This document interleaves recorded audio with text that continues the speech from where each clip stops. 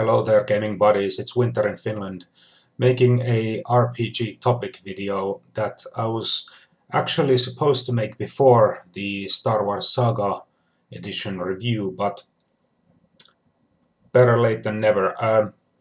So, as the title says, we're talking about established settings. Now, some of you who are new to the hobby might not know what this means. It means a setting that is not created by the game master. It's a setting that comes from some kind of fiction, supported by fiction. For example, Star Wars with all its movies and books. Everyone knows those characters, Darth Vader, Han Solo, and the list goes on. Of course, uh, recently, well, not just recently, but for a while now, Game of Thrones, the TV series, has made George R.R. Martin's Song of Ice and Fire books very popular.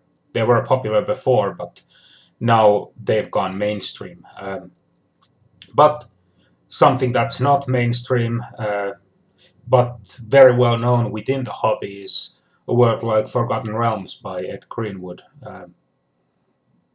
Very popular, hundreds of books, I bet. Novels and source books and all sorts.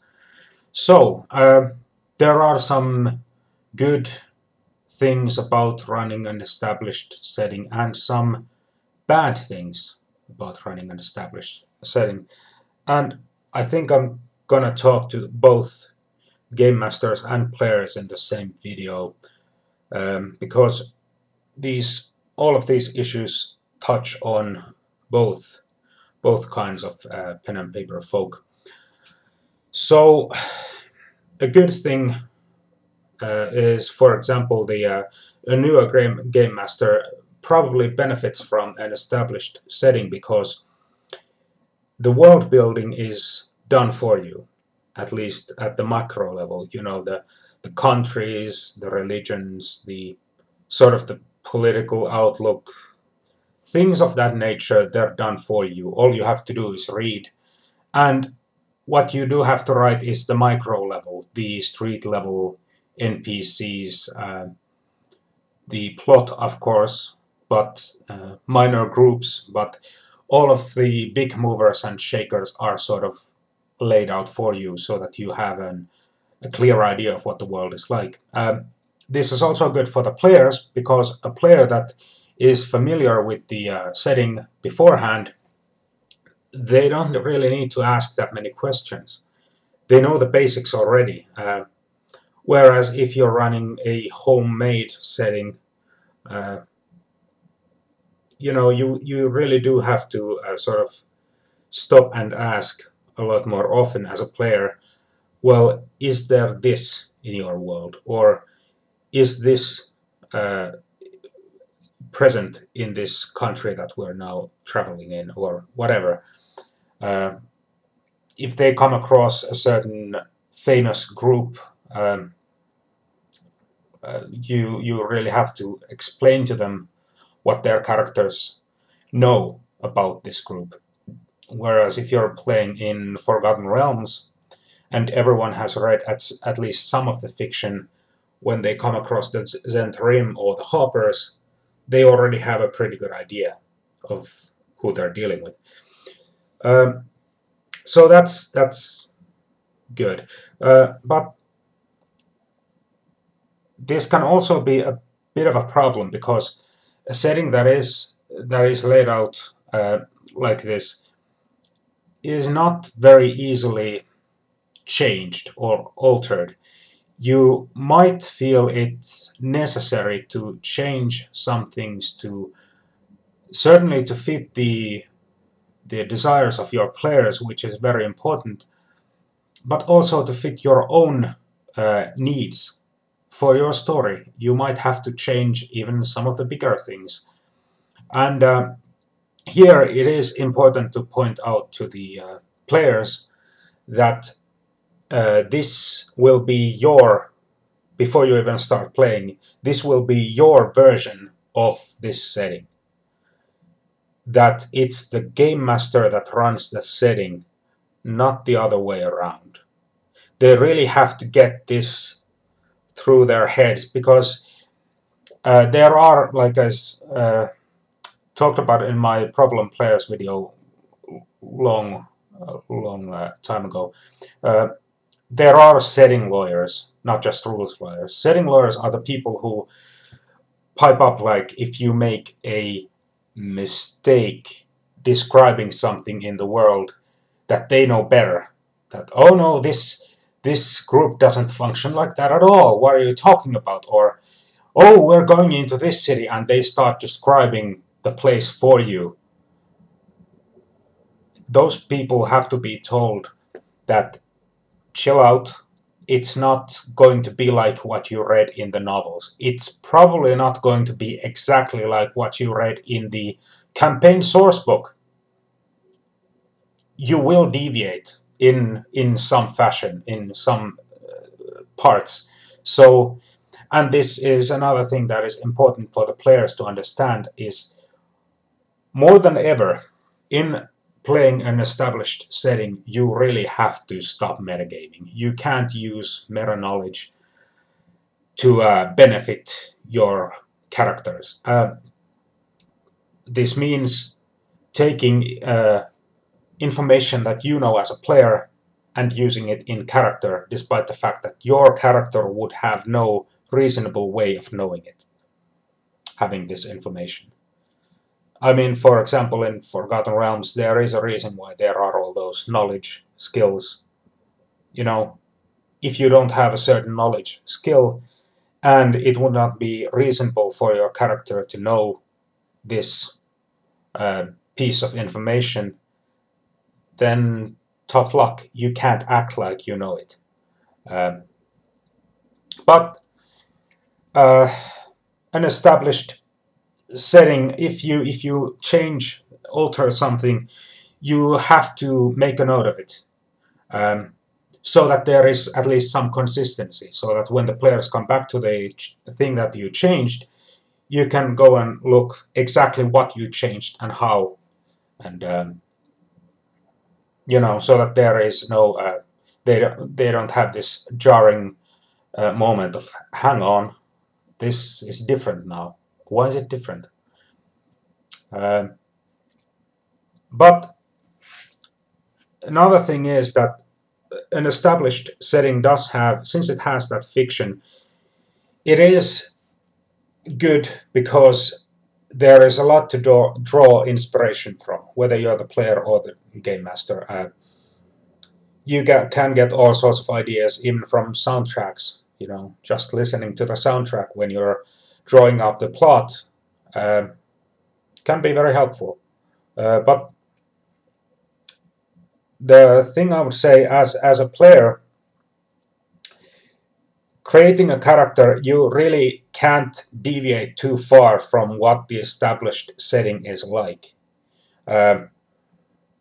Otherwise, you will probably ruin the mood. If not for yourself, then at least to others. There's a good possibility, especially if your group likes to roleplay a lot. If you're playing in Game of Thrones and you make a character that is ill-fitting to the campaign world, and you give him a humorous name, guess what? Jokes get old fast. They might last 1 or 2 sessions, and after that they're just sort of lame and annoying. And if your character does not fit into the world, they are breaking the immersion. Now, there are people out there who are like, oh, immersion, you know, don't be so uptight about it. Yeah, that's fine if you want to just like a beer and pretzels game in an established setting. That's fine too. But everyone should know that beforehand, so that everyone can make, you know, a crazy character if they so choose. But if it's just one guy that strays from the direction that everyone else is going, you should really think twice.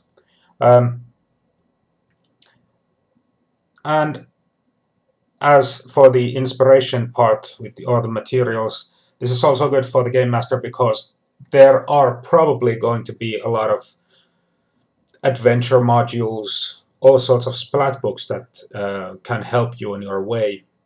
Again, not to work so much. Of course, you have to pay for that work, but you know, it's a trade-off. Other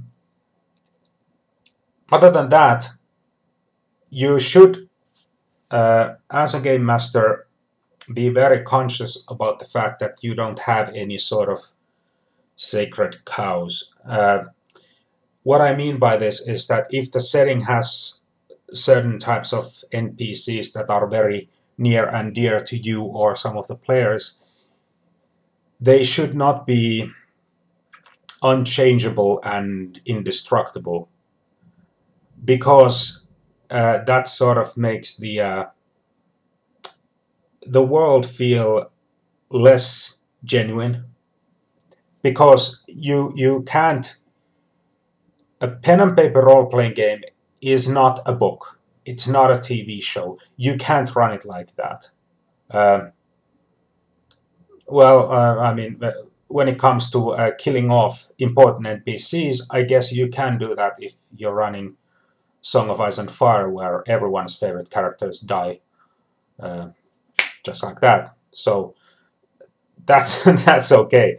But in most other campaign settings that have these sort of iconic NPCs, if you're playing a Star Trek game and Captain Picard goes up against insurmountable odds, and I mean, that might even be the starting point of the campaign. Picard dies, and you're at the battle where he dies. You know, you see the Enterprise once again blow up.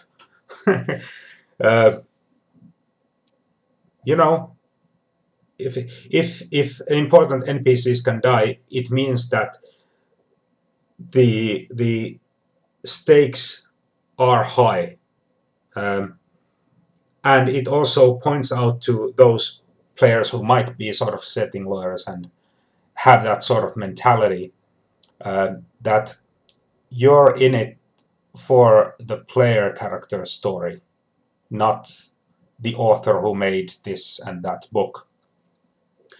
And also the players should have the opportunity to have real effect in the world. An established setting can be run in a very restrictive way, where certain things happen in certain order because that's how it was in the books.